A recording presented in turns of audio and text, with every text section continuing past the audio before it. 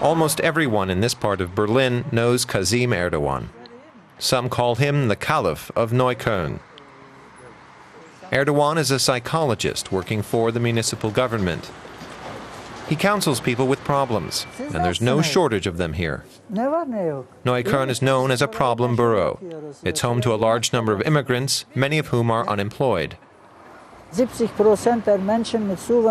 true that in the district of Neukölln, 70% of people from immigrant families live from social assistance. But what can we do to change that? Erdogan thinks German politicians aren't doing enough. He offers practical assistance in his counseling sessions. Today, this Turkish single father has come to see him. He's just lost his job and doesn't know what to do. Erdogan offers to accompany him to the local employment agency. He says his clients need personal assistance, not conferences on Islam. We talk a lot and write a lot, but until now we failed to act. We first need to act, then evaluate and write things down. If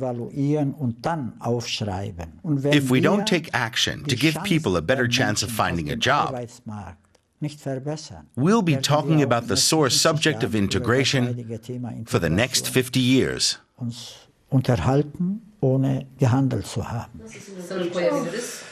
Erdogan's wife, Gulushan, is one of the people already taking action. Once a week, she offers counseling especially for mothers of immigrant families. She says they all face similar problems. Intergenerational conflict is a major issue. The grandparents can't cope with the younger generation, how they live, the freedoms and mobility they enjoy. There's always conflict between the generations, particularly with the third generation. The second generation has both, but with the third, there are real problems. Gulushan Erdogan has experienced these problems in her own family. She and her parents came to Berlin from Anatolia 3 decades ago. Her 2 daughters were born here. Their grandmother still doesn't speak much German. She still suffers from culture shock, much to her granddaughter's dismay. One day it was hot out and I went with 2 boys from my class to get ice cream. And she said, "You went out with boys?" We were just kids, 8 or so. I thought, why must I deal with this? Yoncha is finishing high school. Her sister Dilan is doing vocational training. Their grandmother Melik admits she has trouble dealing with what she considers the permissive lifestyle here in Germany. Even watching television together can prove divisive. We were sitting watching TV with Grandma when a couple kissed on the TV. I noticed she got very agitated and was a bit upset that people were shown kissing in public on television for everyone to see. Her mother Gulushan remembers her strict upbringing as a child in Anatolia. My father saw me talking to a boy.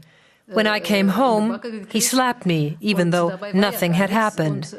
I've tried to do things differently with my daughters, so they don't have to suffer the restrictions I did. Kazim Erdogan is also happy that his daughters can enjoy more freedoms than he and his wife did when they were growing up. But he's also concerned by some developments here. Over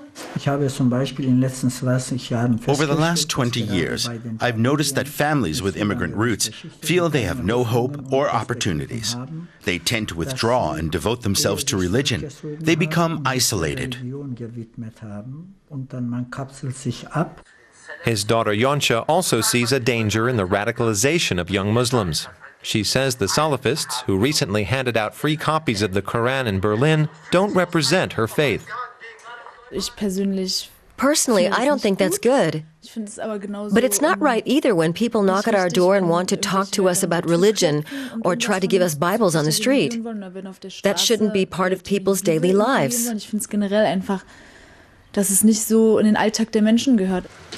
But what annoys Yoncha the most is the prejudice she encounters in Germany. Even people like her who were born here are still considered to be immigrants and different from the rest. I don't see myself as an immigrant. People should accept me as I am, and not think that just because I have dark hair, I must be an immigrant and a Muslim. The Erdogans, with 3 generations and 2 homelands, they're now a completely average family in Germany.